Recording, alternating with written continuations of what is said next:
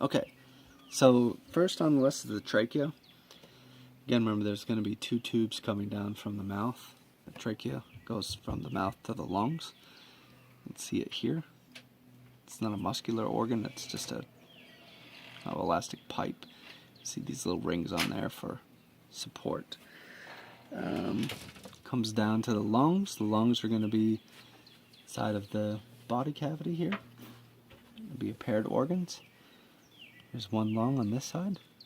See, it's kind of, again, elastic. Obviously expands and contracts a lot. There's one on one side. And again, if you're concerned that maybe not the lung, check on the other side. You should see the same thing. And here's would be the left lung. Okay, so that trachea, if you stuck the probe, it would go down into the lungs. The next two things, the atrium and the ventricles. Now, this is a reptile, which most reptiles except for crocodilians and birds have 3 chambers. So here's the heart, again, very far anterior. 3 chambers, 1 chamber. It's actually in a pericardial sac, just like with humans. See that sac? I've tore that away with the tweezers. These are the 2 atria on the top and the ventricle down here at the bottom. I always think about the A's point up, the V points down. The ventricle is, the atria receive and the ventricle pumps out. Okay, the liver, true to its form, is going to be the biggest organ you see when you open up the body cavity. So here's one lobe, comes far down here. There's another lobe. Well, there are 3 lobes, but they're just kind of hard to see. Associated with the liver is the gallbladder. I don't have that on your list, but you can see it here. That's the little gallbladder. Again, that holds bile. Bile's useful for emulsifying fats, breaking up those big hydrophobic fats. Okay, the esophagus. There's the other tube that comes down from the mouth. This one leading to the stomach.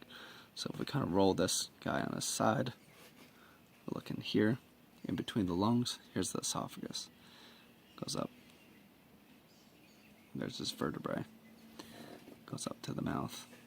Okay, esophagus leads down to the stomach. Here.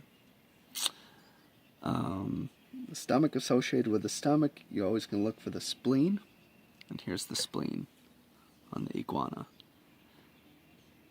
Sort of underneath the stomach. There's the spleen. Again, if we're correct, then there should not be one on the other side because it's not a paired organ. When we look over here, we don't see signs of anything like that. So there's that spleen. Okay, next would be the, so we leave the stomach. Here's the pancreas, associated with the duodenum.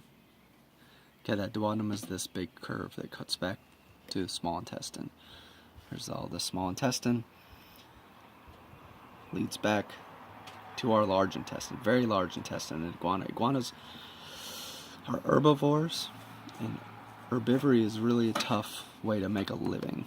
Cellulose is very hard to digest. Here's where the small intestine comes into the large intestine. In fact, we see this little bump here. This is the intestinal cecum, which is a little fermenting chamber. Lots of bacteria in here that ferment and break down that cellulose. And then large intestine leaves the body back here in the cloaca. Kidneys and gonads we leave for the last. This yellowish stuff here is just a fat body. It's not really an organ per se. Just a way to store energy when times are good. Bulk up on fat. We'll look down in here. This is a very small, immature iguana. So the gonads are going to be small. This is probably a male. This is probably his testis here. And then this would be his epididymis. We'll look on the other side. We should see the same. And then again, here's that testis and the epididymis. Okay. And in here is, let's see if it survived. At one point, yeah, here's the urinary bladder back here. And then the only other thing that we lack is the kidneys. Kidneys basically up out of the body cavity. It would be this dark colored stuff back here. Kidneys. So again, I always think the gonad and the kidney share common ducts and